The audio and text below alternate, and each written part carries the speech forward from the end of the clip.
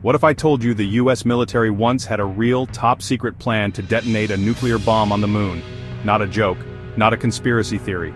A real Cold War operation, backed by Air Force brass and top scientists, including a young Carl Sagan, all designed to shock the world, intimidate the Soviets, and remind everyone just how powerful America really was. This wasn't science fiction. This was Project A119, one of the strangest and most mind-blowing plans in US military history. Let's dive in. It's the late 1950s. The Cold War is heating up fast. The Soviet Union had just launched Sputnik, the first artificial satellite to orbit Earth. And it rocked the American psyche. Suddenly, it looked like the enemy was beating us in space.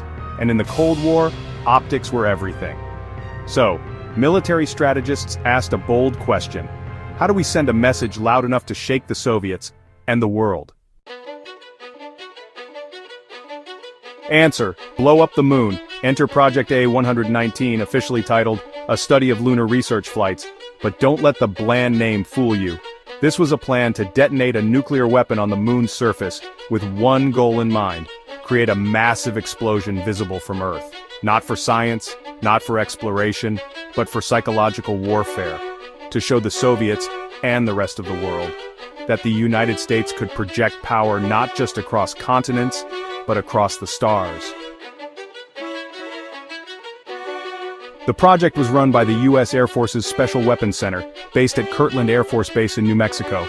They partnered with physicists and astronomers from top institutions, including a 20-something theoretical physicist named Carl Sagan.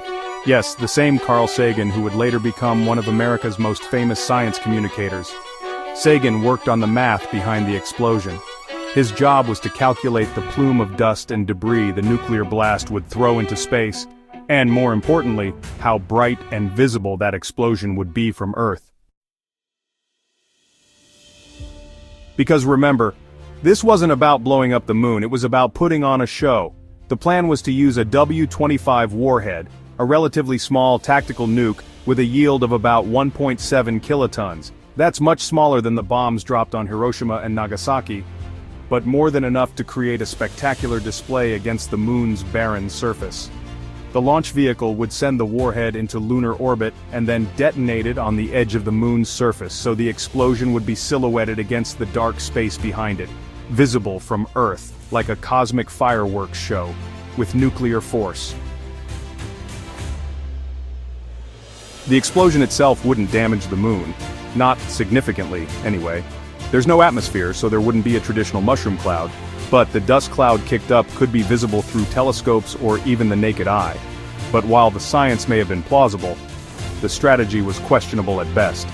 Detonating a nuke on the moon would have violated the very spirit of space as a peaceful frontier.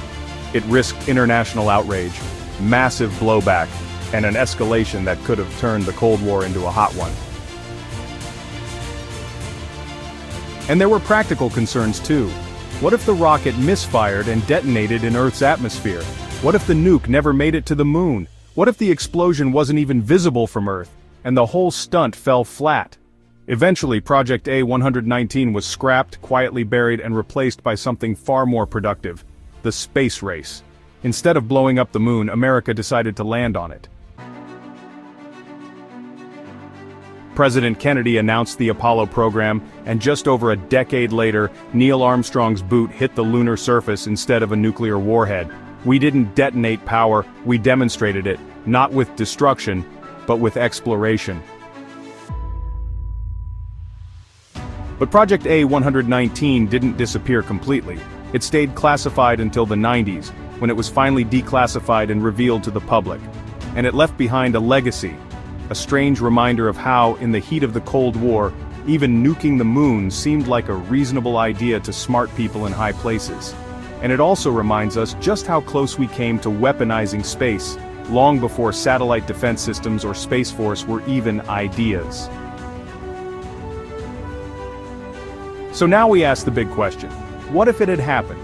What if we had nuked the moon in 1959? Would it have pushed the Soviets into a space arms race? Would it have sparked international treaties to ban space-based weapons even sooner? Would it have changed the course of history? We'll never know. but it's one more strange, forgotten chapter in America's Cold War playbook. So what do you think? Was Project A119 a Cold War power move, or a reckless publicity stunt? Let us know in the comments. And if you love military history, Cold War secrets, and the untold stories behind America's defense legacy, hit that like button, subscribe, and share this video. This is Veteran Spot, where we honor heroes, uncover history, and tell the stories that matter. Stay sharp, stay curious, stay free.